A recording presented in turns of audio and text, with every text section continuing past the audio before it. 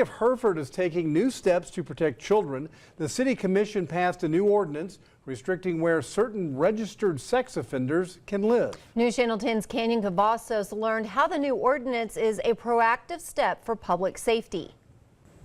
Police officials and city leaders learned Hereford is a hotspot for sex offenders because there aren't any restrictions on where they could live.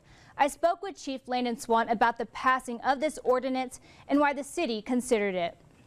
We have become attractive to sex offenders that are moving to this area. They informed me that we've had some folks come from out of state that are sex offenders, and they chose to come to Hereford because we didn't have any sort of restrictions. Chief Swan says there are about 100 registered sex offenders in the city, and he believes this ordinance will decrease that number. It's an uneasy feeling if you have kids that these folks are around everywhere. So we're hoping to reduce that number and become a safer city in general.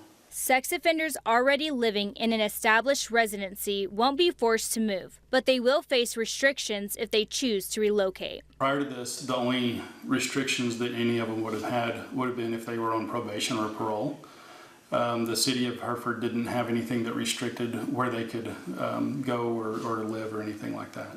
The ordinance targets offenders whose victims were under 17, banning them from living within 2,000 feet of areas where children gather, like schools, parks, playgrounds, and swimming pools.